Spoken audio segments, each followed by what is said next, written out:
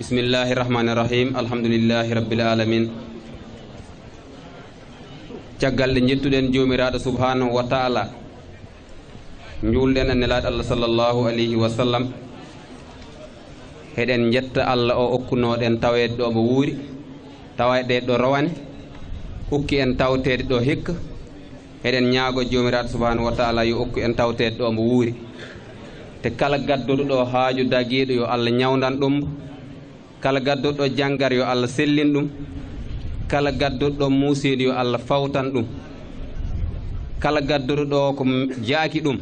te koko dagi yo Allah fawtan ɗum hakkunde ɗo ko ɓooyani ko en puɗɗoto golleɗe tan sabu nini jeng te autorité ɓe heɓe kewiɗo goɗɗum ɗo potiya cérémonie officiel o tambilten heɗen guydi orateur eɓe samorɓe seeɗa kono mbo heen fof si ari tonga nder si heewi ha heewi mintaji ɗiɗi sabu heɗen gandi helifaɓe joƴƴinɗen guila subaka ha joni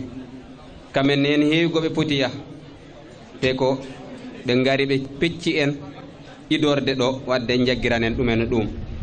liste orateur e ɓe nifa darori imam Malik Ka kam arata waɗa du'aw ñaagono yimɓe puɗɗoren ɗum bismillahi rahmani rahim si yawti chef de village ara bismo hoɓɓe ɓe si yawti Alpha Ka porte parole to tori gantu kono hen waɗe goɗɗo d'emplace aɗa ɗum si yawti Ousseynou Sow président association Nourul Houda so yawti El Hadji Moussa Sogui Ka ko taalibaɓe wuro he so yawti El Hadji Oumar Demba Ka so kamnene ko taalibaɓe he so yawti totten directeur général mo Sayed monsieur Samba Ndiobène Ka si hantani kamne totten honorable député Adama Sow so Adama Sow hantani totten Moussa Ndiaye coordonnateur APR mo commune mo Deyali si Moussa Ndiaye hantani totten Bara Ba responsable politique si hantani totten le maire Asset Sow maire mo Deyali so hantani totten sous-préfet udde cérémonie o wadde ko ni golle ɗe nari yaharu enen fof kettoɗen kettodiren mbebtinen liggey o wadde imam an uddete konngol hokkade addu goto kala yu janggo fatiha laabi tati ala nasara wonda salatu ala nabi ndoɗe mbaɗen du'a yo Allah waɗa en sutoro waɗa lesdi he jaam Allah ɓesdana en waɗa enen nden ko mum saabu ndego bawɗen en mo wona Allah yo Allah waɗan en jaam yo Allah waɗa Sénégal deƴƴere yo Allah waɗa en sutoro yo Allah okku en wattinde battande moƴƴe kala garɗo gammu hikka kala ko mbawɗa hikka yo Allah okkuma taw haɗa wawi ko ɓuuri ɗum waɗani en cellal Allah okko président o cellal Allah okko ɗum heɓa mandat yo Allah newnan ɗum kam yo won deɓe mum almuɓe ɓe on jarama yo Allah waɗa on sutoro yo Allah ɓesdan en on yimɓe gouvernement arɓe en yo Allah waɗa on sutoro yo Allah muslo on yo Allah danno on ɗemgal danno on cheyɗani nuruhudani yo Allah jaggirana kala julɗo Allah wassalamu aleykum wa rahmatullah ñuy ñaan ci barkeb guddi bii élection yi ñu jëm yal na ci yàlla def jàmm yal na ci yàlla def ndox mu sedd guy te président de la république gagnewaat ko ci lu sedd guy kon buñ jógee ci imam dañuy jox chef de village El Hadji Ahmadou Ka mu dalal gan ñi gannaaw loolu ñu ngi nuyu ñëpp ñu ngi wax ñëpp bismillah ñu ngi ñaanal ñëpp bon bu loolu wee ñu ngi wax bismillah délégation bu mag bi fi ñëw tey mu nekk délégation boo xam ne délégation président de la république ñu ngi ñaanal Sénégal yàlla na fi yàlla def jàmm ñu ngi ñaanal président Macky Sall yàlla na ko yàlla defal jàmm ñu ngi ñaanal jullit yàlla yépp yàlla na yàlla defal jàmm ak tawfeex ñu ngi ñaanal taalibe yi yàlla na yàlla defal jàmm ne boobu nag ñi fi ñëw ci délégation bi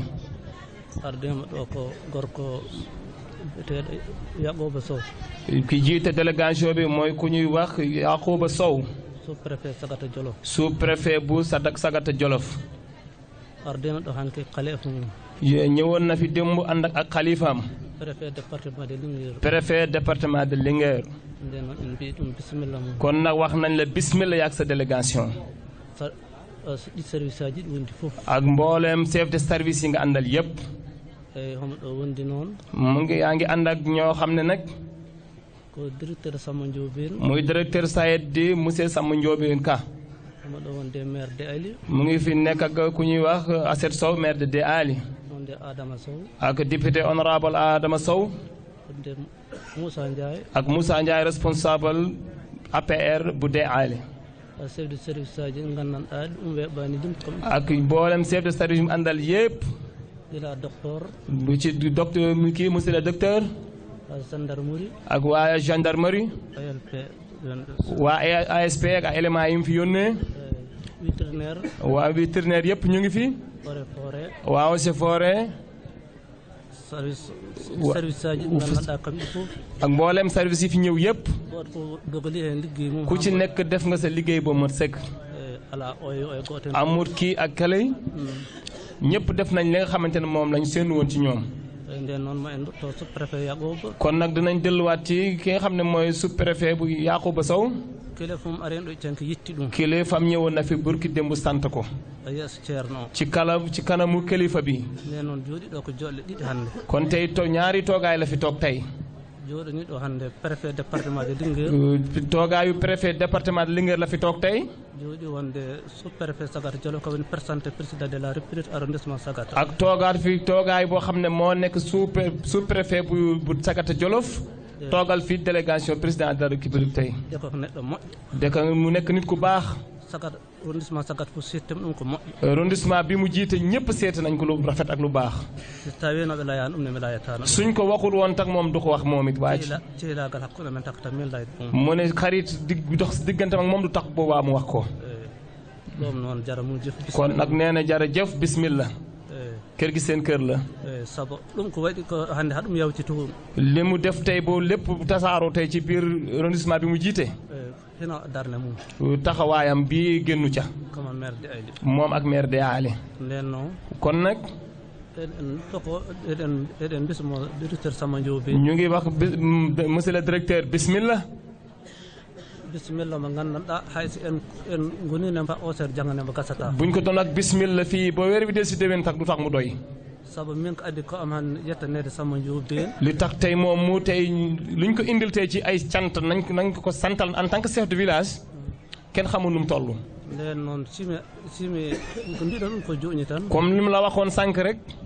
oɗo ko ɓiɗɗo kawam. yow doomu nijaayam nga. woppat ha to koye jofnde woni tan. day bàyyi nag ba ngeen gisee fi nga xam ne fa ay summee mbubu ya. waaw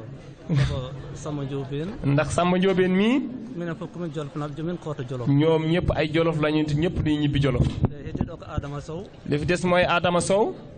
oɗon gandi ngelanaɓe mbiyata kan woni Adama Sow. waa Ngelo kenn du leen présenté Adama Sow. gila Linguère. bu député Linguère. gila palais président de la république. bi fii ba palais de la république. gonɗen ɗon Adama Sow. àndoon nañ fa ak Adama Sow. nden noon Adama Sow kam. kon nag Adama Sow. simin ɗum mbirnima arti tan. suñ ko géejee gis mu ñëw itam. tan hootat place mum Ngelo. ndey fay delluwaat ci place am fa mu nekkoon ba léegi ñàkk mu ngi fi. sabu ko goɗɗo ɗo Ngelo. ndax ku sori ci biir Ngelo la.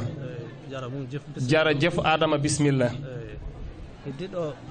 maire de Ali. li fi des mooy maire de Ali. ceerno yitti ɗum. sëriñ bi sant na la bu baax a baax. do nema ɗum. ñaanal na la bu baax a baax. halifa wonɓe ɗo. xalifa yi fi nekk yëpp. mbi ko min mu en. nee nañu maire bi ay rakkam maanaam rakk la ci ñoom. ko taaliba mu en. aussi taaliba la ci kër gi. feera ɗo ar. musu ko ngar taaliba. musu fee ñëw tànk benn tànk bu dul tànku taalibe.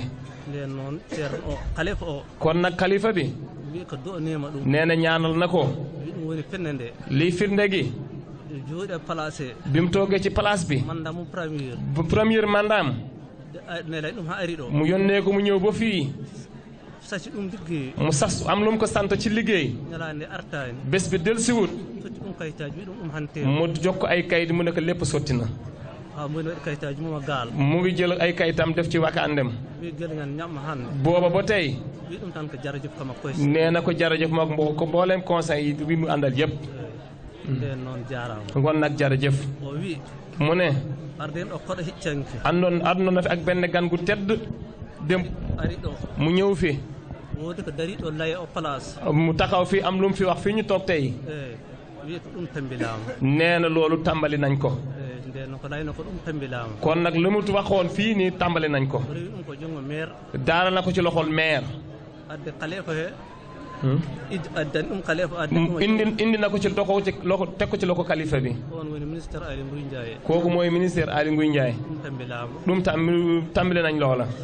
nima aseta jaaraama kon aset jërëjëf ministére jaaraama ministère tam am na jërëjëf président de la république jaaraama président de la république am na jërëjëf heddiɗo noon li fi des nag neɗɗo wonde sehilam mu ngi fi nekk ak xaritam Moussa Ndiaye Moussa Ndiaye dari tan ko darde yo commune Darma feew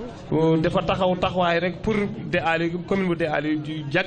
raw commune yëpp dari ɗo ko yo ngelaw feew li ko fi taxawaay na ngelaw jëm kanam rek simen ɗum laydana nimi laye tan su fekkoon ne ñoom ñaar waxuñu ko sax du ko wax ndax wa ma sayidna illa bi ma alim na nden noon jarama jëf kon nag jërëjëf Moussa Ndiaye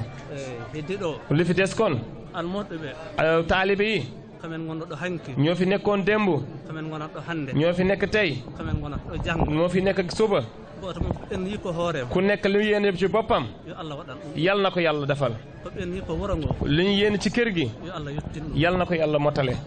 heddiɗo li fi des kon ɓiɓɓe wuro ngo doomu ñi ci kër gi kamen koye mumen ñoom ci seen bopp kala ko ceerno wi ɗumen lu leen sëriñ bi wax ko heɗum ɓe keddi ci loolu rek lañ nekk kala mo sukkini ɗumen kala mo sukkini ɗum kala ku topp ci ñoom on tan ɓe cukkata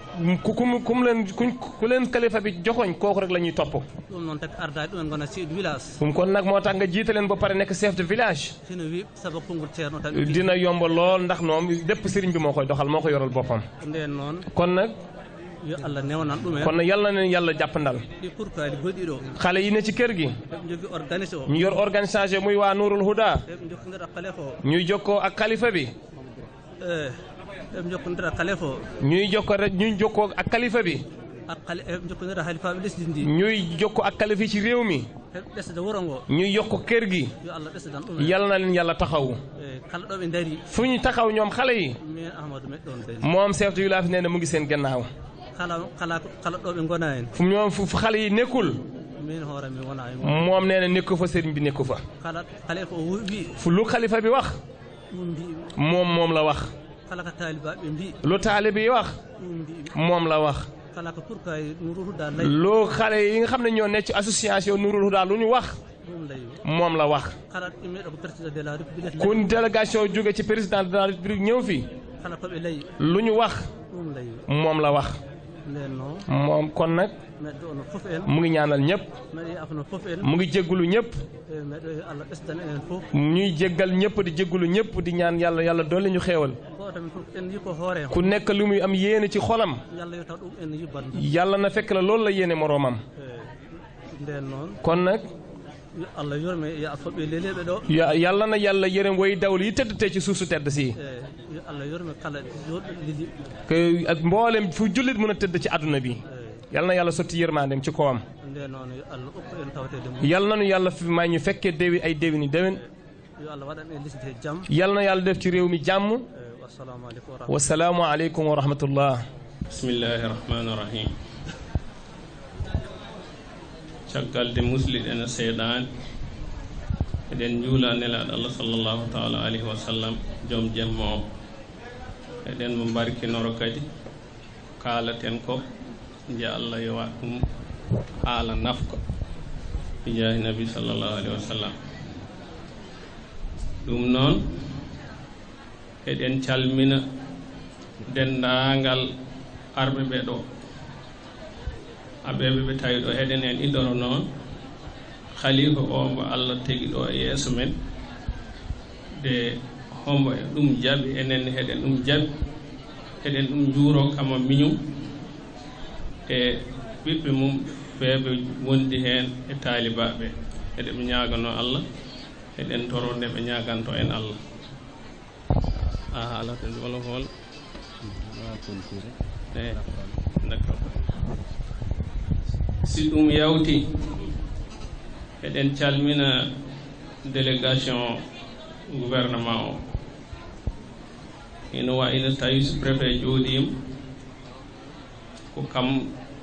représenté ɗo président de la république ɗum noon heɗen ɗum calmina monsieur le préfet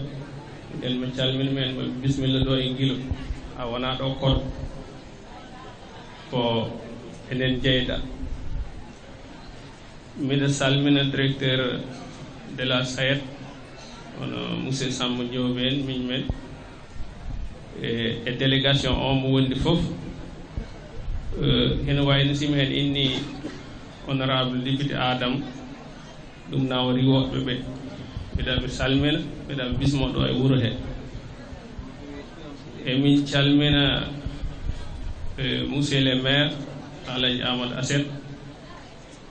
a délégation o mo gonɗa fof mais noon bismo hono noon miɗen hen mbaɗi ragné Moussa Ndiaye miɗen ɗum calmina si ɗum yawti kalanmi ko dow inde porte parole he mi wona fannuyanke e haala e si noon ceerno o homo on salmina onon fof dendagal mon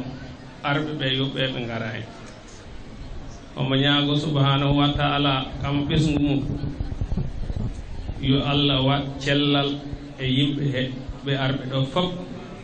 Allah waɗa ɗumen sagoji mumen ha ɓe koota e koreji mumen ɓe tawa toon ɓen heɓe e jaam siko gammo artima wuuri yalla yo Allah artiri en ɗo enen fof tawa heɗen ɓesɗi en ustaji si wona ustorede bakkatuji porte parole ceerno o noon wawi dendagal neɗɗo nodditorto ceerno hom nodditoro guilo kala ko gandanɗa hoore ma sa haytima hen ceerno o walla kayitɗa miñum tan joɗɗina ɗum ceerno o mom ɗum hay kala ko haɗa wat nde gandanɗa a yiiɗa e ceerno o yii ɗum walla yiiɗa miñum ɗum walla ɓesgu mum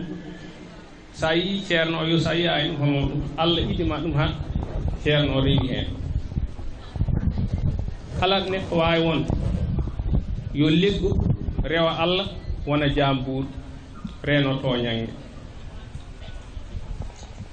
kala kilifa sinɗino kono sago mum so haytima neɗɗo homo arata ɓerde mum dala tawa yettata homo ɗum wiya ɓesgu ma o waɗimi ɗum walla waɗimi ɗum ɗum noon emin hen coññile koye amen emin hen coññile ɓesgu o fof goto fof yo heddo al islam e liggade e wonde jambuur e jaggandirde e koddeje ma bawɗo won on fof ɗemgal ngal haalata fof jiɗanɗa ko hoore ma jiɗana ɗum ɗum siko ɗum yawti monsieur le préfet ngo wuro a arini ɗo rowane diine l'islam tan siicin kongo galle goto tan mo wonɗo hande mboni woni galleji ɗon mo jiiruɗa wuro ngo esi en goni han waɗi daaraji jaltuji ko ɓuura he jeeya kala ko gandanɗa hoore ma hen ɗo yiɗa heno toon yiɗa eyyi on ene hoyi commune Gassane ko hunde wuro ngo kala ko gandanɗa hoore ma nokku heno ɗon wona gon ko nokku o ko ɗum yiɗi ko ɗon heno ɗum yiɗi comme ni heno gori goɗɗe ɗe jiiɗi ɗum daara goɗɗo a bona ko wiyete Burle ɗum koye commune Sadio kala ko gandanɗa hoore ma tan ɗum heno ɗum ɗo heno ɗum yiɗi toon miɗen ɗum toon jiiɗi hono noon e hono noon daaraji goɗɗi e goɗɗi siko ɗum yawti kala ko jiiɗon ɗo de miɗen hen jetta Allah nelaɗo mum men hen jetta talibaɓe min ngala jobdi mumen kala ko woni ɗo tan kala ko mbawɗa ɗo hayte gila neɗɗo ha jawdi ha suudu fof ko talibaɓe mbaɗi ɗum noon ala kulli haalin min jetta Allah nelaɗo mum min jetta min toronoɓe cellal e kattan e hakkillaji jumtuɗi e arkisaji jaaƴ Allah joni balɗe mumen e raɓɓa kinade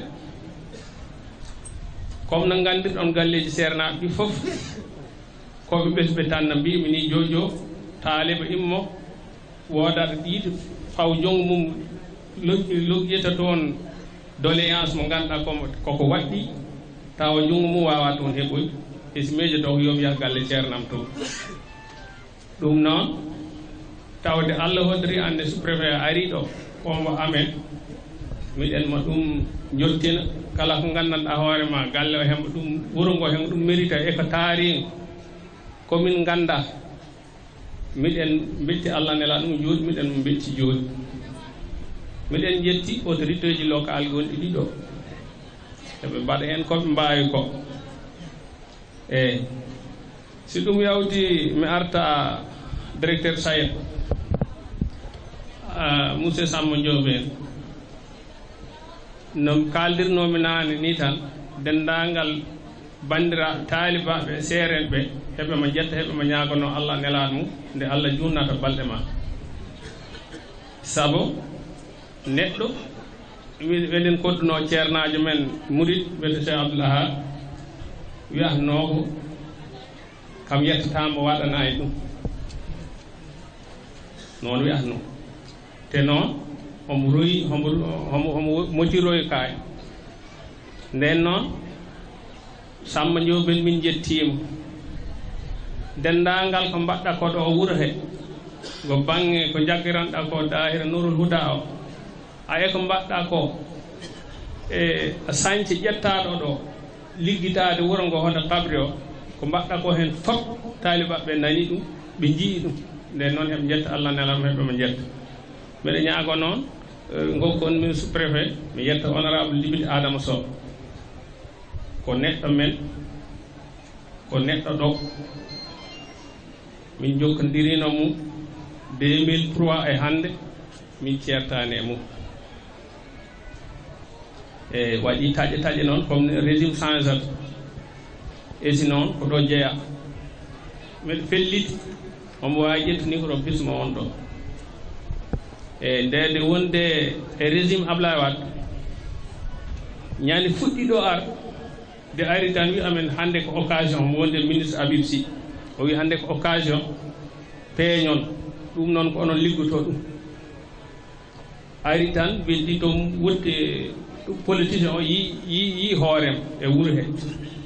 dari hombo amen waɗetede miɗen liggoto hen ha Allah hoddiri ko Allah hoddirde ko e fodde ko ɓen gonɗo ko ɗo ɓe mbaɗi ɗum ɗo e tawangal Macky Sall président de la République actuel hande o nden taw ko premier ministre ɗum noon réalisation ngaji ɗiɗi ɓe mbaɗi ɗo aɗin ɗo courant o mboyi ndiyam ɗamatami ɗo eyyi si ɗum yawti ma ngi nuyu monsieur Moussa Ndiaye ma ngi lay nuyu di la yóbbante nuyoo sëriñ bi ci monsieur le ministre Aly Ngouille Ndiaye ñoo ngi feddale sunu kollare ak moom ñu ngi koy sant bu baax yéen bi ko yàlla jox yàlla na ko ci yàlla jàppale ba mu mën koo mottali boo demee nga nuyu ñu ko bu baax ñu ngi koy gërëm di ko sant ndax am ñëwoon na fi temps yàlla man fekkuma bi mais li mu digg woon am na lu ci commencé boo demee nga seereel ko loolu waaw su loolu jege damay dellu ci monsieur le maire ndax xam naa ne moom tam taalib le maire dafa amee casquette politique monsieur le maire ñu ngi lay nuyu bu baax yow nag duñ la santagum ndax ci nga bokk dañ lay ñaax rek lépp lu ñu soxla dinañ la ci sonal gis nañ sa taxawaay nag yow ak mboolem ñu lay jàppale maa ngi nuyu itam sa adjointe bi soxna si Mbàkke fekke teew nag ñu lay ñëw ba nuyu itam ci sunu mag Sëriñ Abo Mbàkke léegi wax bi lee ma gudd xam naa ne dangeen may rek ma am fu ma terminé su ko defee ñu ñaanalante mooy taalibe yi directeur de la SAED bii toog ndawalu Macky Sall la lu mu am rek ak lu mu ci def rek président de la République Macky Sall moo ko dooleel ak aali moom ñu doon tudd kon nag dañu ne wala bi dañuy wax ne peccub liir bu rafetee ndey ja moo ci jàpp. na ngeen xam ne président de la république sañu ma wax politique ci turu sëriñ bi mais ñu ngi koy sant bu baax a baax a baax kon lépp lu koy doole rek ñu ngi ñaan yàlla kàttanal loolu bi jaay nabi sallallahu alayhi wa sallam sëriñ bi mu ngi nuyu ñëpp dalal ñëpp di wax ne ñëpp nañu gàmmu ci jàmm yàlla nangul ñu gàmmu gi ñëpp ñibbi ci jàmm bi jaay nabi sallallahu alayhi wa sallam allahumma salli ala sayyidina muhammad wa sallam. ci guddi gu tedd gi muy guddi gu ñu jagleel suñu yonent ngeen ngi mbindeef sallallahu alayhi wa sallam. bi ma jógee foofu maa ngi njëkk ci samay nuyoo suñu xalif général de Ngilo El Hadji Ahmadou Mariama Ka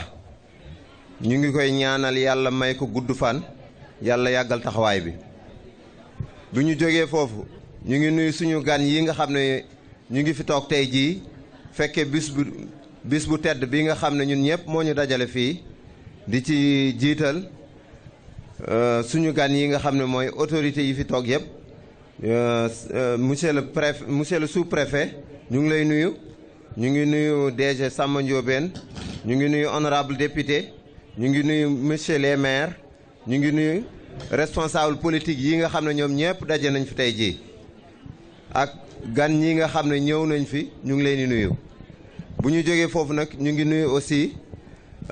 ñu ngi dellu di nuyu xalif général di nuyu famille Cheikh Mouhamadou Ndiéj Ka foofu famille Cheikh Mouhamadou Ndiéj Ka yëpp ñu ngi leen di nuyu tey jii. fi ñu daje tey ji ci bis bi bu ñu jógee foofu ñu ngi nuyu aussi taalibe yi nga xam ne daje nañ fi di sargal bis bu tedd bi muy bisu yonent bi sallallahu alayhi wa sallam. man nag dama bëgg a wax tuuti ci kàddu Nuurul Huda bi nga xam ne man maa ko jiite man lañ ko def maa ngi sant yàlla di sant ñi nga xam ne ñoom ñépp ñu ngi ci Nuurul Huda am ci man yaakaar bu baax a baax du man du dara waaye yaakaar rek la. ma jiite leen ñu ànd nekk benn ñu liggéey ànd nekk am benn objectif bi nga xam ne ñu ngi ko ànd di ko liggéey kon ma ñëwaat tuuti ci Nuurul Huda bi nga xam ne créé nañ ko fii yàggul ndax biñ ko créé ba léegi ñaari at rek la tollool kon bu doon nit la ñu ne ci ndaw la toll yàggagul ci gone la toll kon Nuurul Huda ñu ngi ko créé boobaak léegi ñaari at rek la am waaye gis ngeen ne am na réalisation yoo xam ne def na ko waaye nag réalisation yooyu ñu ngi ci sant taalibe yi nga xam ne jàpp nañ ci bu baax a baax ñuy membre Nuurul Huda yi taalibe yooyu nag kenn ku ne def nga ci sa dërëm ñu dajale loolu yëpp ba lépp loo xam ne soxla nañ ko tey jii ci dëkk bi ñu mën ko am ñu def ko loolu nag ñu ngi ci sant bu baax a baax ñëpp ñi nga xam ne def nañ ci liñ ci war a def waaw sant yi nag ñu ngi sant aussi monsieur le ministre jaar bi mu fi passage bi mu fi defoon bi mu fi ñëwee ndax am na loo xam ne dige woon na ko ci dëkk bi muy case de santé boo xam ne may na ko dëkk bi ñu ngi koy def loolu ñu ngi ko ci sant bu baax a baax ñu ngi sant aussi suñu nit koo xam ne bu ñu ñemee tey am détermination am ñeme am fit mën a taxawal lii ñu taxawal tey jii moom depuis toujours bi nga xam ne metti woon na amoon nañu ay jafe-jafe bi ñu gestoo gisuñu kenn moom lañ gisoon kooku ñu koy sant bu baax a baax muy le directeur général Samba Ndiobène Ka moom yaakaar naa ne doomu dëkk bi la waaye taalibe dëkk bi la aussi kooku moom amaluñ ko fay parce que depuis toujours mu ngi ciy def loxoom ci biir Nuurul Huda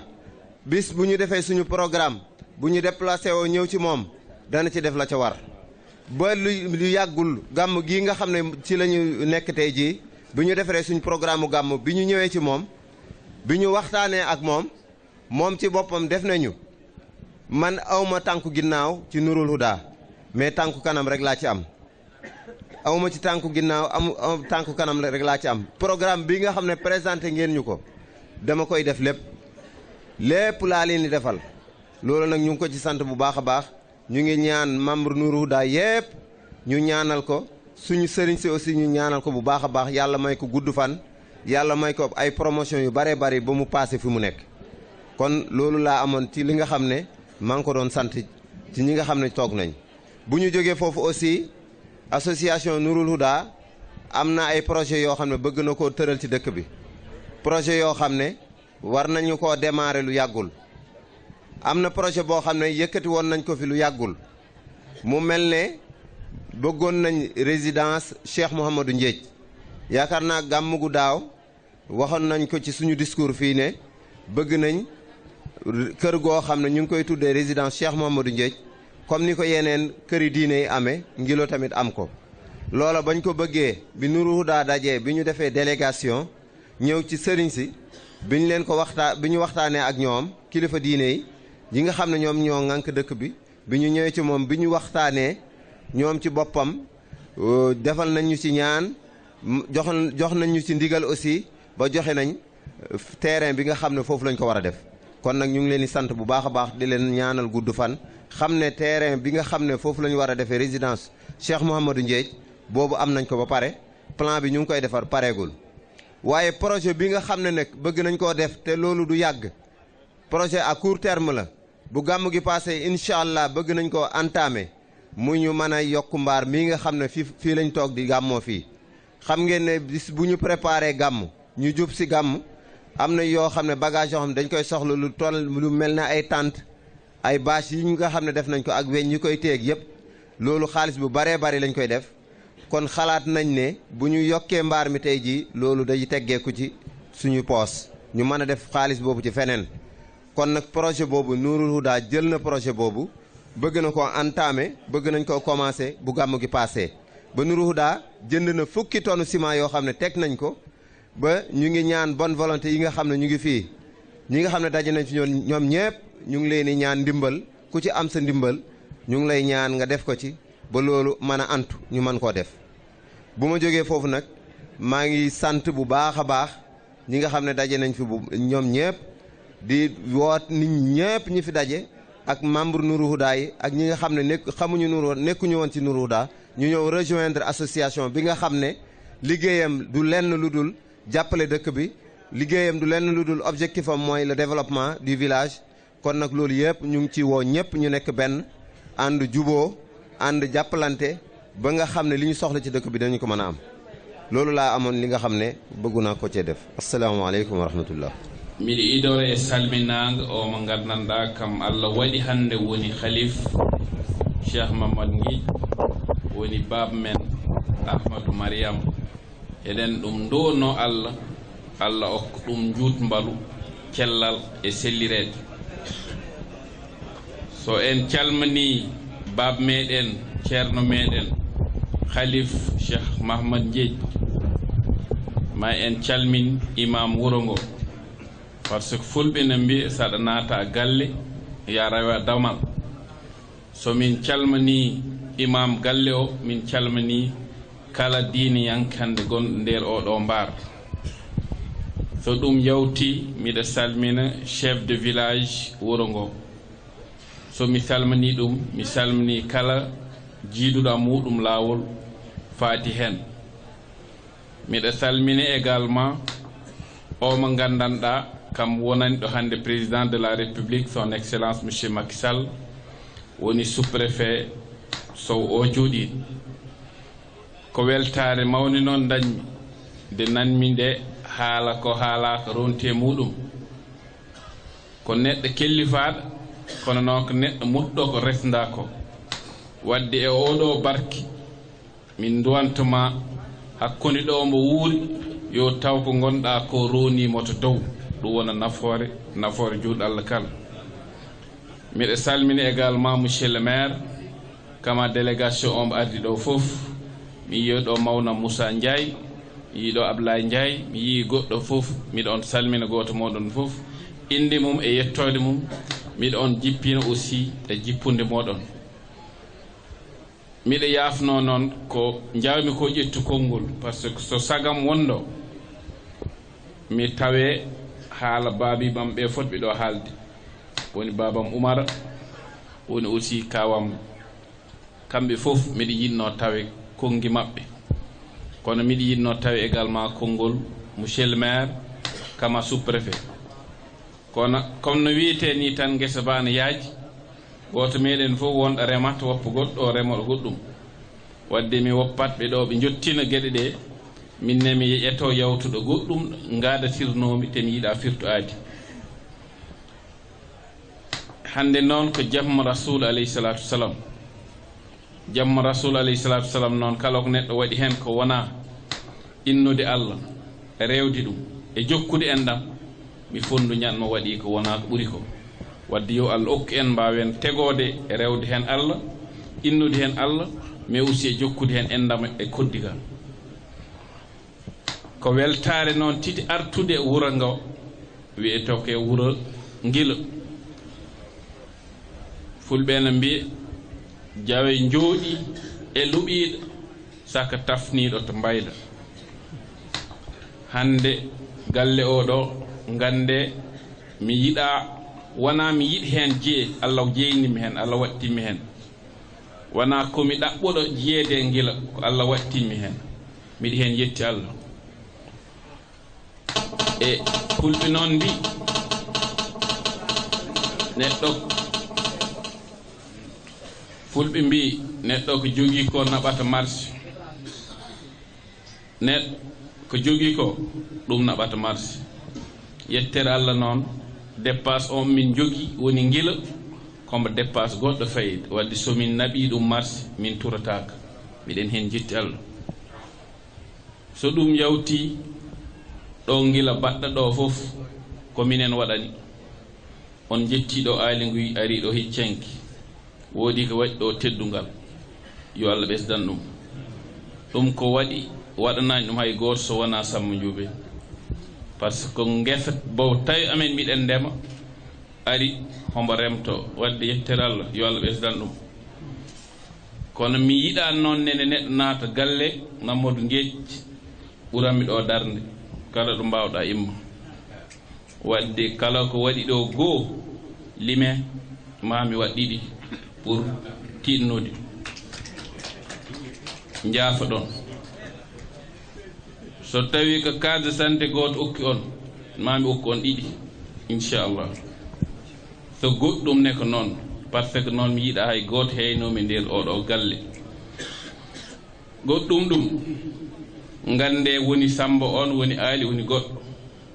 woodi lay ɗum ɗo joni so woodi komin mbawi hande famiɗen ɗum mbaɗa wona jibinande nde wona jangre nde wona bawal ko président de la république son excellence Macky Sall wadde ala amen ɗo hande jarɗo yettude walla jarɗo jaar mbo wona Macky wadde seɗen torano guidaren Macky so en ñagano guidaren Macky par ce que so dañi ko Sénégal fof dañata so waasi noon Allah andi wadde mbaɗen feere fa daño ko yiɗi ko fulɓe noon gona baggoɓe e kungi ɓe mbi so neɗɗo weeɗima kaccitari so digima bottari pota ɗum gumde ko laami ko noon famɗi heewi woodi ko yotte meɗen ko arano e ɗum noon jetten hen Allah jetten hen mawɓe meɗen wadde mbiyanmi en goto meɗen fof yo ɓur tinnade ɗo noon taki ko wuro ngo welimi nanmi ɗo ko jikruji belɗi no mbaɗa kono mi yiyani hay goto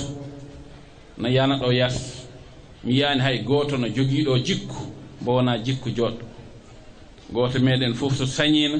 ko wiyete ko hen jiyami yo taw ko yooɗi e ko moƴƴi tan danata toon ko ɗum tawmi ɗo wadde miɗo on hen yetta sukaɓe ɓe miɗo on jarno kono noon mi yettata on hande onon tan mi haaɗa hen jentatmi ko jibnaɓe ɓe par ce que woodi mawɗo goto wi Abdoul Aziz Sy Dabakh wiina woodi perɗo ara mum woodi ko waɗi ko yooɗi o yetti ɗum ceerno o ñalli finnude fa kikiɗo waaji o jettuno ɗum are mum wi ɗum min de mi yettima naane kono ɗi jettuma mi yii ɗaɗol tiinde ma ngol dari haɗa wawi pinnuɗo miɗa yinno andu ko addi ɗum o wi ɗum taki mi finnu ka jettuɗom te mi jiya jettoro o jiimo ko jibnaɓam ɓe neɓem fa mbami ni no mbami min jettoram nani yeeso e ɓiɓɓam ɗum andate wadde enen ni lillahi wa rasuli goto moɗon fof jogiiɗo jikku faamo woni jikku joɗɗo yo waɗ feere ɗum ɗon fa yetto e mbuuti on waɗa fa yetto e taanirawo so woni noon tan geɗe kewɗe ma peew ma Allah teki hen junngo muɗum minen noon komin sukaɓe e duuɓi par ce que capannayyi ndungu wona duuɓi komin sukaɓe e expérience aduna ɗum taki noon miɗen jiiɗi ñande goo jaytotoɗo amen wi amen arga e ɗum ɗo wona gueɗal ma walla waɗni sa waɗini naf fof en ɗum miɗen ɗum cugli e moɗon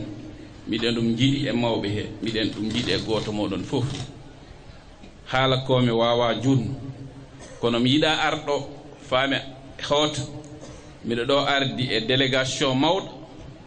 mawnam Algasimu Silla hani hen mi innani ɗum mi salminani ɗum mais aussi mi arde e l'honorable député Adama Sow Allah waddi hankide hande arani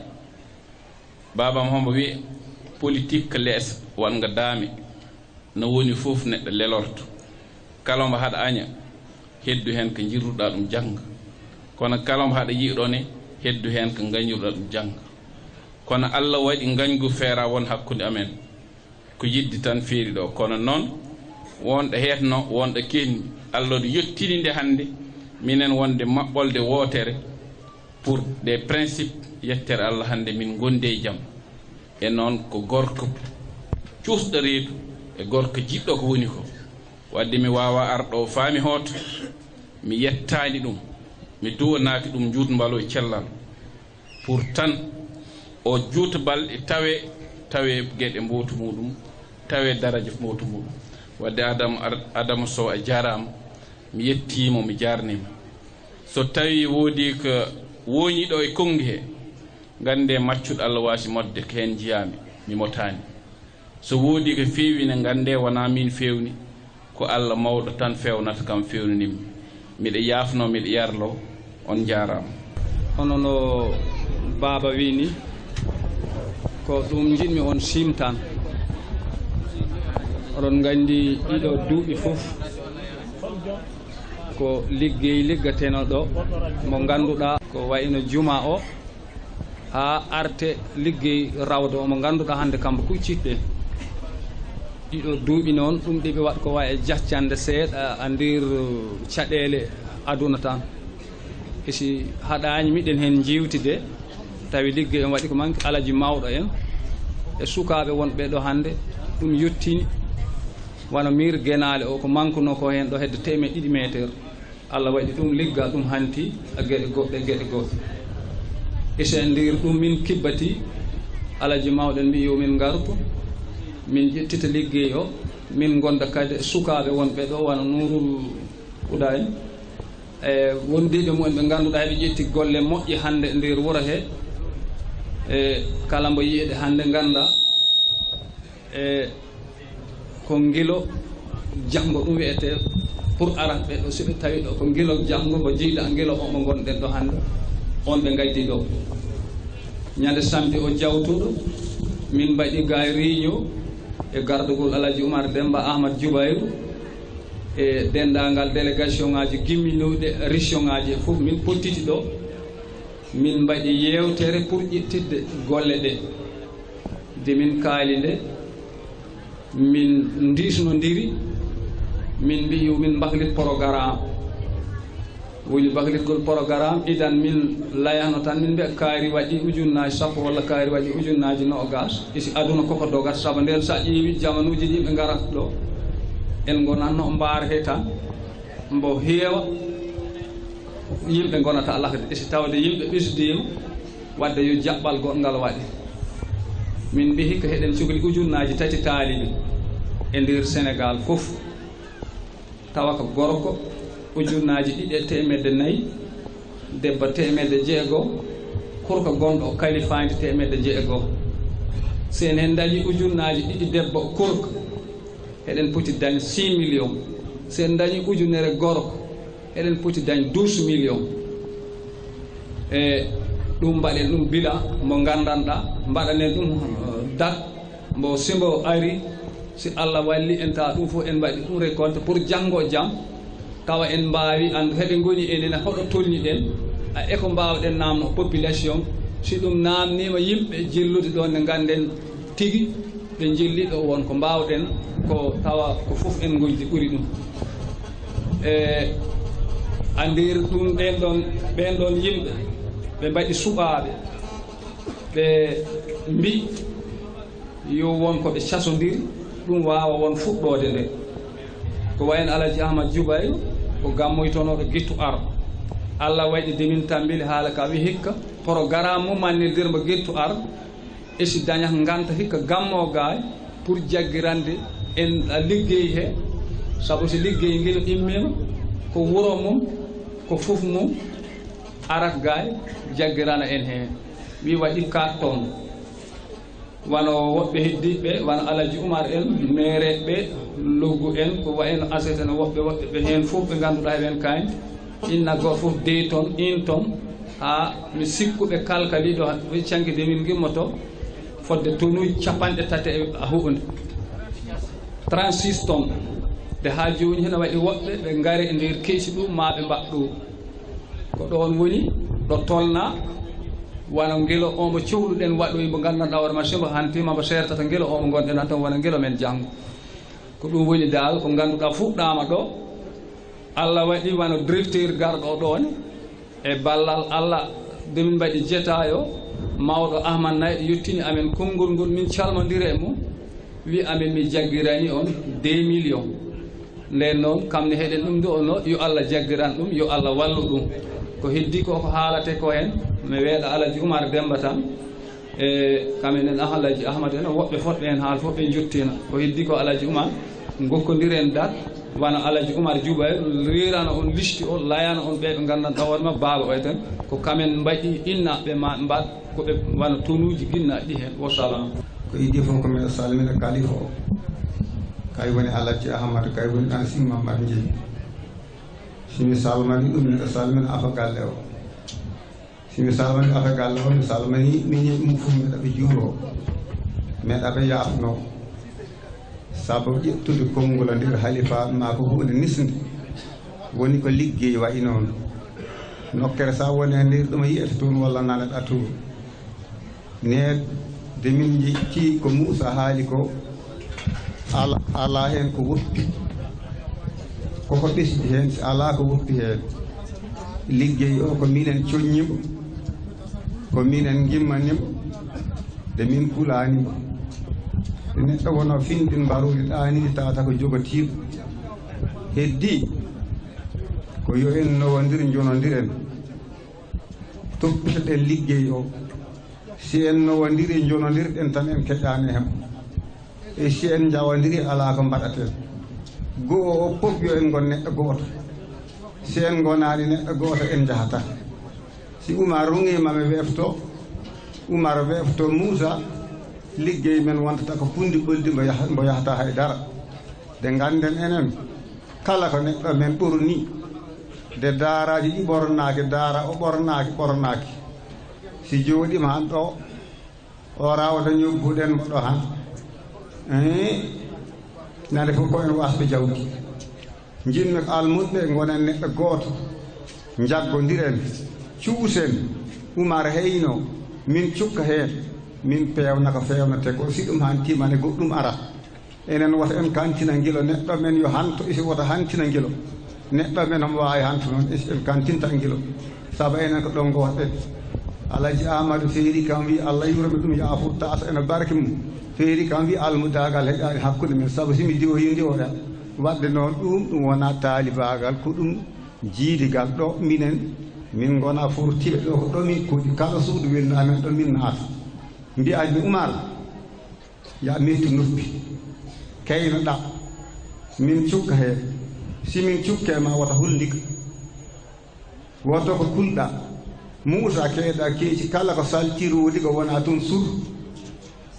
jottinen affaire nde waɗat tan ko jawdi kala ko jiɗon ko a nder daaraji he wona hindu addi ɗum tan ko yimɓe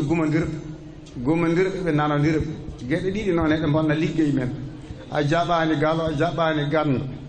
a jaɓani laamɗo ala ɗo jahata de ko ɗum yahata lesdi he eyyi ko heddi ko e haala ka heewi mbeɗa yafno seeren ɓe min fotani a ƴettu konngol min si wiyama jangeyaami min komi punaɗo mi feeriwi ceerno o kalifa ceerno mbimi ɗum juuɗa meɗe jagge jangi kosɗamen daari guilo ɗum noon acci ɗum si liggey immima ɗo kala ko wawi toon woni arani hawra hen mi wontita Oumar en sa minen komin neɗɗo goto min Oumar noon on gañɗumin mbaadi ko ɗum ɓalli ɗiɗi hoore wotere kala hen ko neɗɗo amen hay goɗɗo mbo tuubi ko heddi ko meɗ on yaafno meɗon accino hakke kala garɗo yo Allah nawtuma dow jaam Allah okko yimɓe jaam okko en sutoro okko en nanodiral kala ko mbaɗɗen ɗo si en nanodirani en jahata te en nanodirani en jahata mbaɗe feere yimɓe en nanodira si ɓe nanodirani ala ko gasata ɗo allahumma salli ala sayyidina muhammadin wa ala alihi muhammad on afo darno gatton hakke miɗon salmina goto fof inde mum e yettode mum miɗo salmina kalif général o Amiyum Alpha Ka miɗo salmina ɓiɓɓe mu'en miɗo salmina taaniɓe Sigmama jiiɗɓe miɗo salmina almuɗɓe arɓe ɓe ɗo addeɓe ɗo tan ko sabu Allah a nela Allah sallallahu alayhi wa sallam a Sigmama jii cosɗo wuro ngo haade calminani kantini miɗo salmina sous-préfet Sagata ko bandi men ko koroyol men ko liggiiɗo ɗo de calmini sous-préfet Sagata miɗo salmina maire de Ali o mo ganduɗa si yeeyeten han woɓɓe cooda ɗum goppa en sabu ko liggi ko de Ali ko liggi ko commune de Ali he hay sika ɗanima jiiɗa ɗum miɗo salmina maire Gassane ko taalibe wuro he ko jibinaɗo wuro he ko kam woni afa wuro ngo ko hina hen waɗi kam woni babu mumen kamne miɗo ɗum salminde mi soynima mi haccaki ɗum mi anda ɗo woni jimmi yon ko yo ara ɓado yetta konngol kama aset kamen Sigmama ji dañi afɓe meereɓe neɗɗo noon Sigmam tawino ko taariki yilate han Sigmama ji dañi ko afɓe meereɓe ɗiɗo on woni Oumar Ka a aset Sow ɓen noon ɓe gona ɗo koɓe almuɓe wuro he min jawaki ɓe min jawani ɓe men ɓe ñantori men ɓe jaggiri follo sinno ko sago amen yo Allah okku ɗumen mandaji goɗɗi ɓe ɓesdo liggo sabu kala koɓe liggi koko moƴƴi koko feewi miɗo salmina Moussa Ndiaye miɗo ɗum salmina kamne ko moƴƴo daraniɗo leñol ngol daraniɗo commune o homo darani parti o miɗo salmina Oumar Djubayru en joni noon affaire liggey wuro ngo ko hen ko tan min poti abbu neɗɗo ala ko wona ɗo neɗɗo ari ɗo yi juma omo yooɗi yi rawda omo yooɗi yi mbaara omo yooɗi hanki ƴeewoyta wuro goɗɗo kam yotnata wuro mum isi enen jogui ɗen ɗo tan ko ɗe guite tati noon komi anda ko tuuba ko wiyata ko parti man en jiɗɗen tan ko ɗum feewa siko in gimmima ɗone ta hina feewi garɗo kala jagga heen joni noon min mbi fulɓe mbi si doole kuuɓi yo doole keddo doole kedde ɗo noon woni Nourou Huda min ballata on tan min jaggiranan on tan minen kam doole amen gasi baawal amen gasi sabu neɗɗo amen wahan waal jooɗo ha guete laaɓa neɗɗo amen aran noon salmina seeren ɓe fof min kortima han ara min salmina seere o somi calmini ceerno goto tan min lelo nden noon ɓeɓe ndendunoomi liggey o mbiɗaɓe wawi lim inen wawi ɓimi wawa lim sabu sa ƴeewi ngilo ko fewni ɗum ko ɗum aduna mbawɗa ɗum wi sabu sa ƴettiri Mbour ha jaaɗa turnuɗa jaaɗa Kelkon ha turnuɗa jaaɗa ha hedde Tamba turnuɗa jaaɗa Thiel turnuɗa jaaɗa Teskere jaaɗa wiide Cingol jaaɗa Ɓulal anani de jaaɗa o wiyete Nganaɗo jaaɗa Dabbanile jaaɗa commune Sam Yabal en ha jaaɗa ɗo manam département Linguére o fof haɗa wawi Sénégal 7 région o 14 région o fof kala ɗo mbawɗa yaha guilonajo muñ ɗo sika ƴeewi a inni ginnuɗo Mbour inni Koɓa Tooki inni weedu lumbe inni innateɗo fof ko ɓe fof jagge a ngilo ha ngilo natti ñee si tawi na ñeehine ko seeɗa sabu wuro ngo waɗi garanɗa ɗo idan lampoɗa jayenɗa ɗon ko lampuji a torsuji walla lampuji luyeteɗi machine omo dira noppi ma cukka Allah itti ɗum fof a du'a sigmamma jeehe du'a waɗi o Allah addi ɗo ndiyam sa naati joni e nder wuro juurtat a natti lootor siwo fof a waɗa changement tan lootoɗa ɗum fof wonino ɗo yimɓe jogo ndonoyto ɗo ko le'e heɓe jaha gaɗa Tuuba Mbakke ene ɓe ndono le o heɓe gadda ha ɓooyi woydu gaaƴeteeɗo woyɗi ɗo fof Allah itti ɗum ɗo ɗum noon fof ko yettere Allah a du'a waliyu kam kosɗe yeeso waɗi ɗum waɗani kosɗe gaɗa nden noon minen min gardaki nuruduɗa min cukko mumen men ɓe tindina sabu sa ƴeewdima liggey waddata ɗum ko wondude sa waddi yimɓe sabu ɓeɓe ndenduɗe lesdi a heɓe ndenta tan heɓe guuta digiral ha kiiki ɗo ɓe jara kafe ɓe ndenna comme poletaji haali ɗum ko dental waɗi ɗum heɓe andi ɓen kam ɓe mbaɗi tan ɓe goni kurus ni no kurus waɗi ɓe mbaɗi noon koye mumen enen si en joɗima en liggaki tan ɗum way kono ndungu toɓa calaɗa rimuy calaɗa aawuy si dabbude fof te dañata ndi ɗum noon woni alboɗo garɗo wuro mum ceerno mum mbo waɗani hay projet dara enen kam kala projet mbaɗɗen ɗo yombo mawnu si en goppimbo ne goɗɗo ɓiɓɓe men gara keɓɓotani men o projet mo mbaɗɗon ɗo fof cité religieux o mo mbaɗan ɗon sigmamma joyi ɓurimi welde sabu kammo si on gokkama laral lisdi yo ngal won jangal si ngal yaaji siko ñande ɓurɗen doole waɗani en hen fof de ma ɗum ar sabu doole sigmamma joyi poti noon sabu doole sigmamma joyi taki poti noon e tawino laara heka heɓo yam e waɗi kurus mum jaggi ko haka jippi o noon ha andi o wawi ma wuuro anani de ɗum simtanoma 1950 e ɗum watno eyyi ɗum noon si tawi on noon hande on wawi ma ɗum so ɗum mbaɗana Allah hulata core lalal lesdi jangal ngal gandanɗa ngal wawi waɗ temedere suudu wote mbaɗe larel lesdi ngel gandanɗa siko en dokkama han janggo seeɗa si on mayi en cuurel gotel ɗum dañata digiral ɗum wawama e jama wote jaaɓe ɗum mbaɗa toon ko si on gokkama gokke ɗon laral jangal si en hen gokkama wuuro wana goɗɗo waɗi hen joom doole waɗanaɓe ngal Allah siɓe gaari heɓe en mbawi waɗa wuuro yaani ko tawa ngo hay goto yawata konko kala hoɓɓe hen ko wawi jaɓɓo aduna anani de sabu ko en lesdi paañi woni ɗo ɗum wawa waɗe wuuro ha ɓooya tofnago ɗo goɗɗum sonon toron ladde yaañde mbaɗon hen gore ɗe ko heddi ko noon onon ɓe ɓe ndendunomi liggey o Moussa Sogui en simi limti mi juuma simi juumi noon wiye mi layiɓe ami woppiɓe ami limti donge ɗe tan donge ɗe noon layɗen mbiɗen ko yo en mbaɗ si en jimmima ɗo jooɗɗen kala garɗo ɗo a aduna he aɗa woni taaliɓe siko aljuma ndo simamma jeeji haɗa woni julɗo Allah haysa jokkaki ɗo min ma noddi ɗa gara tega teggol ngol ɓe mbi ko gorko ujunnaji ɗiɗi e temen 4 neɗɗo kalfaɗo temedde jeegom woni debbo kurko ko heddi ko kayito o mboni ɓe mbaɗi tonuji ɗiɗi ɓe mbaɗi tonuji ɓe min limiɓe min tegiɓe kala tega omo inde mum diwa aya woto a wi ha koota mbaɗa mine min jaɓani ha koota mbaɗa min jaɓi ko mbaɗen han si en mbaɗiɗe ñalande wono antu gadden pewnowo fewnan en si en ɗo gartima wuuri si en mayani taw rawɗo han tima e si wote goto fof wimɓe limi hootami laydi ya kori jam sa yi ɗum feƴƴaɗo ɓadi ko yooɗu fof en heɓte ɗum tota laaka ɗum wiya tan ko mawɓe tan mbiya hono Ahmadou Bojil en hono Samba Saloum en a woɓɓe waɓene mumen simi inniɓe tan mi inniriɓe won neɗɗo woto neɗɗo wi mi inniɓe mi woppiɓe ko waɗa ɓen mbiya yoɓe mbaɗ par tonne uji ɗiɗi par tonne uji tati heddiɓe noon ɓe limama ɓene o kayit kala mbo nanayi ɗo baɗɗo ɗo indem yo ar tawa amen ɗa min jooɗi wona ko fuɗnage mbar he fuɗnage he hakkude mbar o rawda o min boyi kala garɗo ɗo immo tawa amen ɗon walla ɗo mbaɗateɗo tabal he tawi ko tabal he mbaɗatede ngal mbaɗen mberenɗa tabal ɗe ɓe gara ɓe tega kalis mumen siɓe tegi kaali men si en pini cooden simongo jamɗe mahen ɗum fendetaki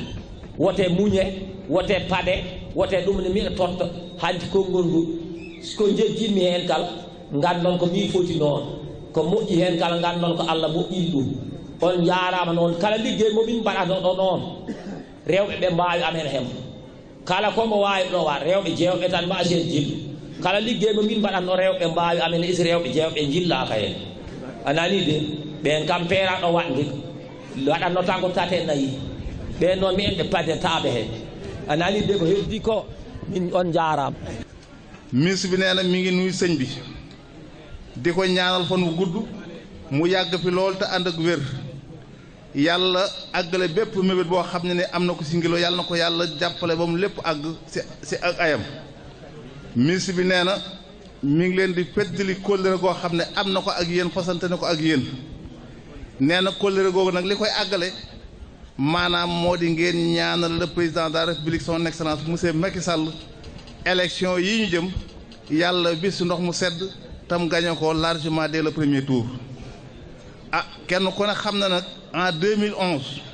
monsieur le président de la république ñëwoon na fi ah boobu mi fii ñëw nag nekkutoon président teew na fii si Ngilo ah témoignage parce que àndoon naa si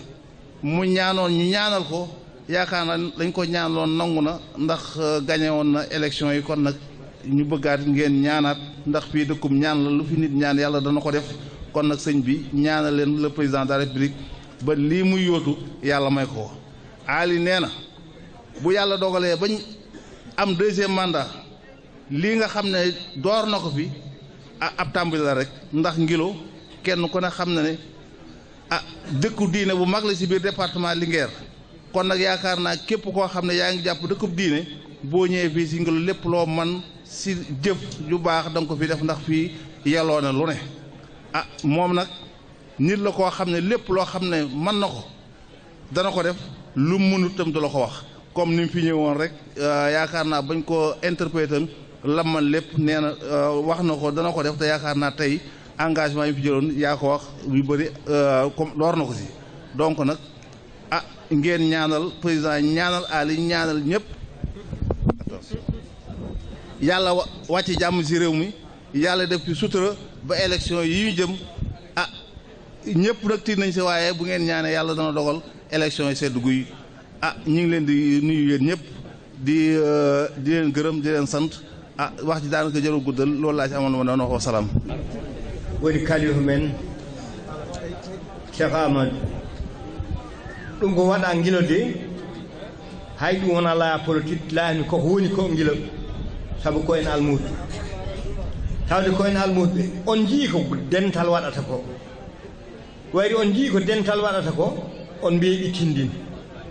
kadi yimɓe mbi wonko wiya neɗɗo ko bandum sous-préfet de mbiɗon ko moƴƴo ala wona moƴƴo yiɗi ko bandum sa yiɗi hoore ma il faut mbiyeɗa moƴƴo kam ko jiɗɗo hoorema sabude ari ɗo rowane tawi ne waɗi ceerde wi ko ala ɗum fotani won ko taskode nokkere fof limti gure sereɓe ɗe fof wuro fof hongo waɗi ngo horo ɗum waɗ ƴeewi ko woni ko ɗo almuɓe ko wonata ujunnaji almuɗu wiye ko CRD ɗum foti won wi ɗum wawa won si tawi koko sodate yo en mbaɗ jawdi coɗen ɗum si tawi ko peeje ma waɗ peeje ha yetto Macky Sall wonko woni ɗo kadi on jiyani ɗum koye moon on jii ko waɗi ko donge he Macky kala wuro serenɗe hande nde wona ngo wuro woodi ko waɗi ɗon te tawat wuro hunde hina duwa yettina ɗum il faut noon gandon sous-préfet men yo Allah jaggiran ɗum kama hoorem yo Allah okku ɗum wonde gouvernement sabu ko yiɗi ko si dañi ɗum ma en jaaru yeeso on jii ngoya wuro heɗen mbaɗa hésité mi innata wuro hay gooto isi en mbaɗa hésité ko tagi heɓe en cali ko ɗemngal ngal hande sa limi yiɓɓe ɗum koɓe seeɗa esi onon ƴeewe de ko fottiti ko ɗo wahliɗo ɗemngal ko neɗɗo goto taki en ɗo wahliɗo ɗemngal kono ko heddi ko fof ko enen nden noon gande ngare gonen neɗɗo goto jawtinen wuro ngo goɗɗo yawtinanta en ngo goɗɗo wallata en ballen koye men kala ko miijiɗen hen ɗum mbawi ko mbinomi on ko ɗo hiccanki sa ƴeewi onen ɓe wonɓe ɗo pop debbo gorko kala mbiyaɗo alaji noto te ko ndiga hen mba ujunnaji sappo kajjinoyi ko million ngaji 4 5 ha woni ujunnaji neɗɗo hono foti neɗɗo anda no ɗum foti nden noon ngare woto mbiye ballen mbaɗan hen koye men ni no yimɓe fof mbaɗi an wondat ɗo ceɗɗo ala hay ndigo homo sippu homo ara ngokko kosam haɓoya maha terrasse an kam koroɗa waɗ terrasse haɗa jibina haɗa woodi jawdi koroɗa waɗ hay ndigo eko taki ɗum wasde wondu ngare gonden si en gondi kala cohluɗen dañen ɗum gonden gonen dande wotere heɗen ñaago ɓe nuuruludaɓe mbiyete kamen ne wotoɓe paannu sabu gila de ɓe ginnata hina waɗi ɗo ɓe jottaki minen ko ɗo tan min nanataɓe minen ne ko dongre hemin jeeya mairie o on jottaki ɗo ɗon ɓuuri raɓɓude dow ko toujours maire o ko almudu ɗo gila jibina gila homo jangga alquran homo ɗo ha foti ni joni kala ko kewi yo min koro min coodi carte politique sakka carte juma neɗɗo sooda carte politique temeɗe ɗiɗi homo horono cartal juma temeɗe ɗiɗi jiɗmi ko mbaɗon ni no mbaɗɗon garono gure he jahonto amen min koroɗe sood mbaso wiye ɓesi minen min jiyani hay goto ɗo min mbayri on guila rowanani mi wi ɗon miɗo hen jille de laami on garani ha joni guila rowani ha joni ha lewru dartima mbo wuuri cohlumi ko ndenten gonen neɗɗo goto enen mawninta wuro ngo goɗɗo mawninanta en wuro ngo ko ɓe layi ko ɗo koko selli ko enen ligganto koye men dañanen koye men kono kala ko ligganaki hoore ma wawa ɗum dañi a yi ko o layata ko o layi ko o tori maire tori leydi so maire wawino tatal lesdi fof ko kam jeydi tawa ko guilo jeydi hay goto rentani hombo waɗani ɗum wona hoore en waɗani ɗum ko laamiɗo ko jippotoɗo isi hakkude oɗo jippoto hande ko onon jeeyi janggo on Allah andi wayde onon jeyno ngare guetoɗen dañanen ko e men taw si en ndumtima janggode ɗum ko boppaten ɗo enen jeeyi ɗum ƴewɗo ha weelumɓe maire sappo goto men wawi kam jeeyi ɗum te sa ari ɗon toriɗami okkuma so goɗɗo ari tori okke e si on gokketaki ha ɗum huuɓa janggo goɗɗo heɓta ɗum noon mbi on heewi simi andino eyi moon ngare gande jaafoɗon mi wassalam so ɗum yawti min elle hande laya am kanko ponnomi kolla e fof Alaji Moussa Ndiaye layi ɗum Baraba haali ɗum wadde min hande haalam ko feeri tan ko affaire jettoro weltade siko miɗa haala noon kalami ko dow inde maire commune bo Deyali mi haala inde maire commune ɓe Gassar hono Oumar Ka sabu mi wi'i nane kala ɗo Oumar tawa haali ko kongolam ha haali min kala ɗo gonmi hono ko konngol mum hono kaaldumi wadde ko ɗin ɗon konngol ɗiɗi pottitinmi ko ɗin goni ɗiɗi kalami ni hen hono loggu monsieur le préfet min jettima no feewi min beltima no feewi sabu ɗum ko fof en kaali ɗum sabu rowanede garɗa ɗo minen ettono pour oɗo gamma sika a nder nokkuji diineji he kala gure ɗe ganduɗa ko gila ɓuuri ɗumen keeci fof ɓe jeeyi hay ɓe daña CD walla heɓe jana CRD walla ɓe jeeyi niveau national Allah adduma ɗo jiyanɗa ɗum hoorema mbiɗa ɗum de hono ɗum jaadaki walla tawa laamu o hono mo fahmani ɗum dariɗa hen hono darde tinde ha Allah yettini hono enni e ma wadde nden monsieur le préfet a inde wuro ngo a inde taalibaɓe simmaman gueji fof a inde commune Deyali mi accani neɗɗo ay goto min jettima no feewi minen do o Allah yo Allah tinu darde ma Allah okkuma woni toujours sabu a ligganima hoorema wadde monsieur le préfet min jettima no feewi caggal an miɗa yetta o mo ganduɗa kam woni ministére de l'intérieur monsieur Ali Ngouille Ndiaye sabu kamne de Allah hoddiri arde ɗo ari ɗo min garde mum kamne yi wuro ngo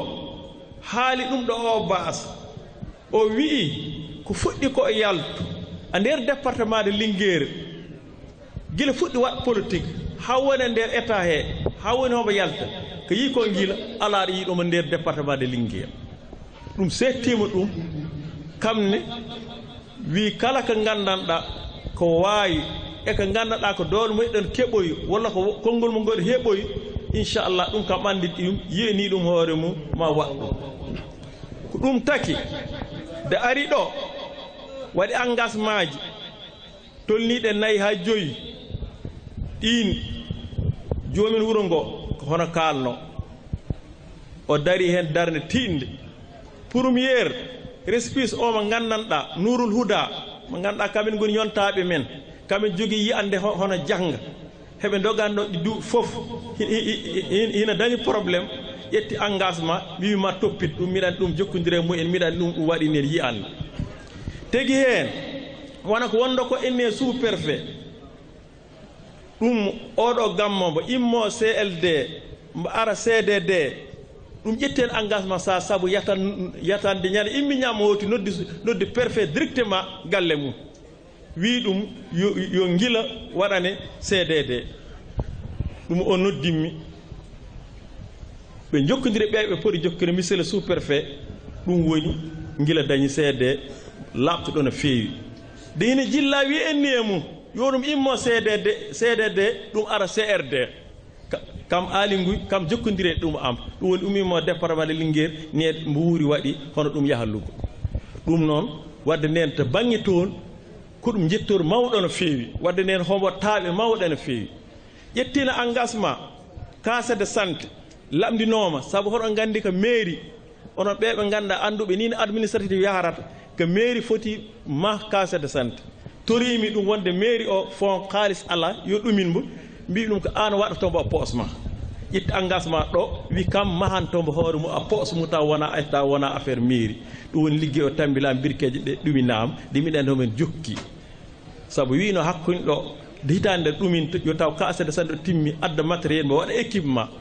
ha mi jokkodiri hen o docteur somo hantima o docteur goɗɗo fayi inchallah ma addu ɗo élément ara kam uddittombo hono wona ɗo ɗum daña comme ni no deyali woori ni saabu ɗum ko affaire état min laydi hen docteur ha min pamadiri hen ɓe poti min famadira o ƴetti engagement goɗɗum ɗum ganda ɗum siwa ara saabu Aly omo jogui jikku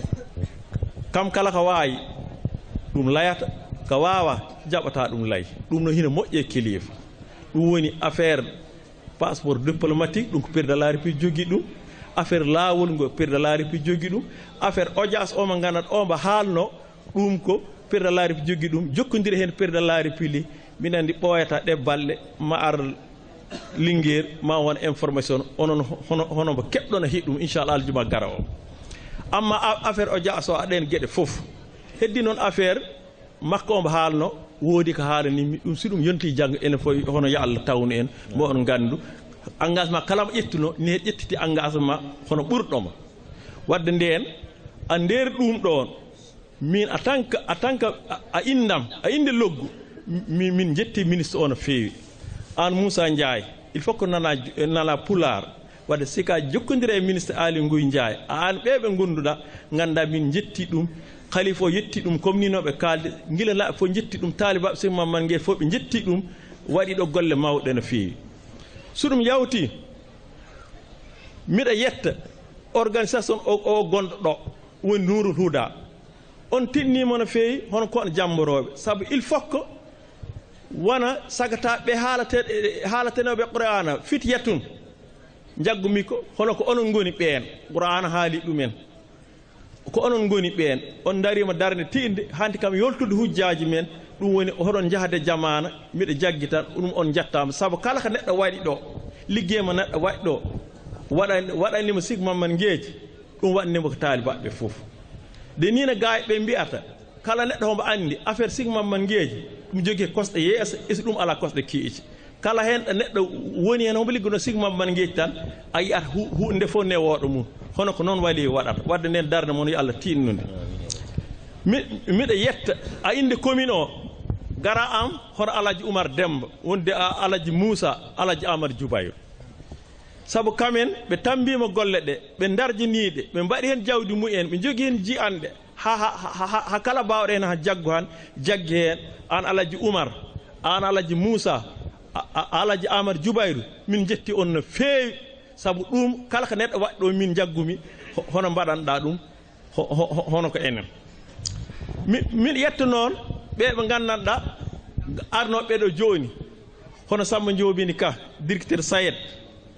saabu kala ko neɗɗo waɗi ɗo tan min jaggumi ko min waɗani ɗum saabu somi wawino ɗum waɗ ma waɗ ko ɓuuri ɗum wadde mi yetti ɗum no feewi saabu guila rowane kamne homo jagge gamme jaggi ko wawi foof wadde min jetti ɗum a délégation ɓeɓe gandanɗa arnoɓe ɓe wonduno ko ɗi konngudi woni ni jinnomi hen haal tan gandon tan affaire wuro ngo mi jaggiraniga maire mi jaggiraniga politique ala min jaggiro min komi almudo ɗo comme nino ɓe almuɓe wonɓe ɗo goori ɗo kala gandanɗa miɗo ɗum waawi a senga fof noon inchallah hono mami ɗum waat kala ɗo gandanɗa ɗo junggam ngo heɓa yaani de miɗo jogui neɗɗo mo junngo mum heɓoy toon inchallah mami waɗ feere ha ɗum yetto ɗon wadde niyet kuccuɗen niyet ko wuro ngo kongo wirninongo kala mo ganduɗa homo daro homo en wirnitana wuro ngo ha wuro ngo kam ngo nge heɓoy to ngo foti heɓ kala baɗo won kam nahnen junngo mum tan hono en jettat ɗum ko ɗum woni ko jinnomi hena haal miɗo salmina fof en miɗo yetta fof en saabu ko jinnomi ko lay fof Alaji Moussa Ndiaye layi ɗum Baraba layi ɗum wadde en sous préfet min jettima no feewi min du'onimama assalamu aleykum wa rahmatullahi taala wa barakatuh wassalam mi salmini bandiraɓe goto fof inde mum yettode muɗum e mbiɗa ardina hen khalifa galle Cheikh Mamadou Guiej hono ceerno Amadou Mayram gonɗo ɗo eɗen ñaago Allah yo Allah rokku ɗum cellal manggal e kattan ɓooye jeese men ɓooyen taw ɗum ɗo e ngoɗo wuro eɗen ñaago ɗum duwaw ene duwono leydi ndi kala emi salmini monsieur le maire Amadou Asset Sow maire de Deyali la commune de Deyali mi salmini chef de village Ngilo ko musidɗam no feewi mi joddima laabi limtinɗum e mi yetta ɗum no feewi e darde muɗum mi salmini aussi dendagal délégation ngaji garɗi ɗo mi limata mi juuma e tengtene ɗiɗi tan ɓurɗi raññede no mbiyata ɓurɗi feññikinade hono délégation monsieur le ministre de l' intérieur ministre am Ali Ngouille Ndiaye e délégation miñam ummiɗo joni o hono Samba Ndioben Ka en calmini aussi jigna amen bandiraɓe ardiɓe fedde yinde Ngilo yo yaaru yeeso e fedde mawɓe e sukaɓe kala par ce que ko juuɗe ɗiɗi coɗodirta nde laaɓa ma mawɓe e sukaɓe fof ndenda feere nde wawa yaarude yeeso en jetti Allah noon gadduɗen ɗo kadi ndeɗo hitande nde wela gurɗen lebbi 12 ha gartuɗen ɗo hande eɗen jettamo eɗen mawnina oɗo jamma e rowane en gari ɗo Allah addi en ɗo eɗen goni ɗo koɗo e won saaha en ganda nokku won piwal eɗen puɗɗo andude nokku o garɗen ɗo jiiɗen ɗo rende wongo ɗo mo jiimi ɗo fulfulde mawne woni ɗo ene gardam nde hecciɗi hen so Allah tan yonimi seede par ce que sa yi pullo sifetake sa yi tan ɗandi pullo sa yi wiye wona holi o tan tawata ka wona pullo tawata wonko manki ene eɗen gandiri e koye meɗen oɗon gandi kaala men donc ne ngarmi ɗo rawande jamma waɗo tanta jimi bandiraɓe fof gandi fulɓe tigui goni ɗo enen nokku on way woɗɗude talino e mettude yottade ni ene woniri gaaya ni e ngoɗo rendo no fotiri ni wasde wondiri noon tan e CLD walla tan supre ar tan assalamu aleykum jaam kirɗo no fowata fotani won Allah yurmi seede nde mbiyanmi yo waɗe seede de nde mi alana ɗum doole wona joya ɗum doole mais ko anniyam tan e yidde yo won Allah noon kañum gasnata kala ko gasi ko Allah gasnata nde Allah welano gasna de mi tinani mi matani hay tawede mi tawa ko bo hay seede de womi tawa tawi ko mbiɗa woni Louga mbiɗa woni e Bato waɗa caggalam kono ne welimi ne gartumi ɗo hikka nde kadi mi yi ɓesdare leñol ngol ɓesdare guila dow hooram min en par ce que rawane mi ari ɗo jamma tawi jenggi par ce que rawane mi yaa ɓulal ñallumi ummin ɓulal jaami dogan jawmi galle ceerno Samba Amar mi puɗɗum arde ɗo hen garɗo hedde minuit fayi 2 heures du matin hande ñallami ɓulal ummi toon garmi ɗo directement mami ummoɗo joni mi yaha dogan ummo dogan faye galle ceerno Samba Amar kono ne jarni mi jooɗa ɗo en haaldude e bandiraɓe ko ndenduɗen ko Allah rendini en kalden wonko ɓesdi hen machallah koto jawen ɗum en jetti Allah ko hono mum ala nde wela Ali Ngouille Ndiaye woni jeeya e nokku he ari ɗo ƴetti ko waɗi ɗum albare ji konngol ɓe mbi mbeewa ene soyno to ngeloba ñamata ɗo kono yiɗi heɓata ko aali waawi ko mi waawaa ɗum ndo arno naati hen doole naati hen feewi serni goonga e fenaani alhamdulillahi kono min ne wonko jiimi sukaaɓe fedde wonde ɗo enne nen gilo nde hono fedde nurul huda rawane mi arii ɗo organisation wayno waano kono hannde mi arii ɗo organisation mi weltiima heen no feewi machallah holko weltinimi ko huunde nde ngannduɗaa hoore ma nde famɗaani kono ene mawni ene kulɓi ma eɗen mbaɗi ɗum bolle puyɗe en mbaɗnaama hiraande wonde fayida jaajaɓe ɓe njaafa on komi coosowo kono mami haal ɗum teddii weli min kirti ha min kaari ene yooɗi fewna haa feewi no foti tottira noon jinmi noon ko ɗoɓeɗe ɗe jooɗɗen ɗo mbuuri cérémonie officiel o waasa waade no wayi hikka ni mbaɗen feere o ɓesdo mbaɗen feere o ɓesdo woni hulɗum sen ngaddi ɗo télé en ngaddi ɗo radio mbaɗi ɗum en direct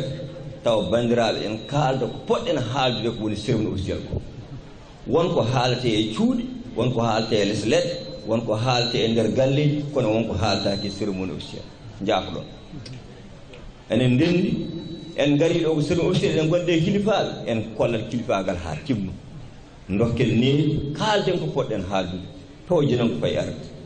mbiɗa yaade mo waɗan ɗum ɗon sukaaɓe ɓe mbi sikki ene paami ko ponni haalde ɗon ko ngilo hannde waawaa ɓamtaade gaaga ummaade ummaade deyaali walla ummaade ɗo no wiyeten celduɗen ɗo no wiyetee kadi kaddu tawa ndewɗaa koye ngal ɗo ceenal laabudde ñaawɗen banndiraaɓe mbaɗen feere dañen ɗo piste de production walla dañen tawi ara haa yontoon ɗo enen ngilo ko nde ngilo larñitto yalta huccita e aduna waawa dikkaade aduna par ce que neɗɗo ma njiya aduna mbaawa yidde aduna yo Allah newnu audience keɓon ɗum kaldiron koye bandi mon pullo hono moɗon Macky Sall président de la république mbiyemo on jiɗa haydara so wona laawol yo ar ha yetto ɗo mo waɗanon ɗum Sall jaɓi ɓen mo waɗanon ɗum mbiɗi ñaagui Allah ni mo wuuri somo Allah addi kam ɗum yo wata ndemi koye laawol ha jettuɗo e jiro taw wata mboɗani jiro nde enen fof men belton ɗum ɗon so ɗum rewi ɓenni ko kalɗen ɗo ko min de sinno ko sagam neɗɗo fof noon e miijo muɗum sinno ko sagam mi namdimo wiya wuro ngo ne waɗi école franco arabe kono banndiraaɓe yo waɗ école française jaafoɗo gande koko jahata aduna koko yahata ko duwawo gonduɗen en duwanama kono hannde a wawa yaade e ɓamtare won gande kumpitade naatade e ƴesguji meɗen laabudde janggen jeeɗen ɗen ɗon gande ndendal yimɓe ɗen ɗon gande donc école farayse min ene moti e diwane so waɗaka e jilone sabu dalilaji goɗɗi yo waɗe taw waɗɗani ngel sukaɓe jotto hen jangga hen par ce que sukaɓe goni guilo janggo e ɓen alay sago ɓe keble ɓe jangga ɓe jiiya yeeso mabɓe janggoje ɓe gona e duuɗe mawɗe ɓe mbiyata ko Mamadou Samba Jo Murtuɗo wiyatno ko sa janggani e juuɗe towɗe a wawade fodnirde e gueɗe towɗe te hakke jiiɗa ko hokketake tetete tetat ɗum ko joomen gande en ko yiyoɓe jeese mumen donc sukaɓe janggine école aji kesi ɗi duuɗe kese ɗe jangga hen no jangguiɗen ɓurano e arabe o ni jangguiri noon farayse o foti wonde pullo en weeli haqqille enen fof eɗen gandidire ɗum donc sen janggi tan en dañat en jahat so ɗum rewi ɓenni min beltinima sernaɓe ɓe foof galle o amin jettaɓe amin gaari ɗo noon yidde ñaagade duwaw e dow inde Amadou Bamba Koné wona préfet département e Linguére ko kañum neli kam ɗo hannde min mi addani ɗo horam komi nelaɗo ɗum waɗi laabudde mi ara ɗo guila fotuɗo mi jooɗo ɗo ha 3 heures du matin mi yahata par ce que kilifam neli kam min timmini haydara mankata sall eɗen jiiɗi ñaagonɗen ɗum ñaagonɗon mawɗo leydi o par ce que eɗen gandi hikka en jiin enen fof ha tartiɗen nde ndungu ngu leeli toɓde nde kono Allah nde wela kadi wahlit ɗum toɓi ha heewi huɗo goo dañama jawdi ndi dañi koto duri kono yen mbaɗ feere ndernen laddere nde toppirɗen bandiraɓe ko wiyete ko daale ko wiyete ko cummuji kaɓonɗen ɗum so ɗum rewi ɓenni kadi gandeɗen paye woote famɗani woni woote famɗani ñande nogas nayi février 2019 inchallah kartal ma ko mbawɗa wonde fof e Sénégal limerɗa ko goho Macky Sall lime goho on ñalawma ko ñalawma mawɗo ɗum noon neɗɗo hoto fuyno on ñalawma sen puynani on ñalawma mbaɗen feere keɓen carte men garanen carte ɗe ɗe garti aɗen arrondissement yo yimɓe garande walla ñalawmaji ko wayno aljumani woni duggere mon nde wona luumo altinde jaaboɗon e commission ne ara toujours deyani bandiraɓe ɓattiro garana carte mumen mbawa wadde kuyde ko acte citoyen wawde suɓade mo jiiɗi gotan ɗum eɗen ñaago Allah eɗen ñaago ciri khalifa galle o yo ñaagono Macky Sall ñaagono leydi ndi yo Allah waɗ jamme leydi he oɗo wote payaɗo yo Allah waɗ hen ndiyam ɓuɓɗam so ɓuuɓi tawtore ɗen Allah andi ko ɓuuri Allah waɗan Sénégal bandiraɓe Allah jarama on jarama oɗon ɗaccaki assalamu aleykum wa rahmatullah وقالوا سمعنا وأطعنا غفران ربنا وإليك المسير لا يكلف الله نفسا إلا وسعها لها ما كسبت وعليها ما اكتسبت ربنا لا تؤاخذنا إن نسينا أو أخطأنا ربنا ولا تحمل علينا إصرا كما حملته من قبلنا سبحان ربك رب العزة عما يصفون وسلام على المرسلين والحمد لله رب العالمين. ما شاء الله.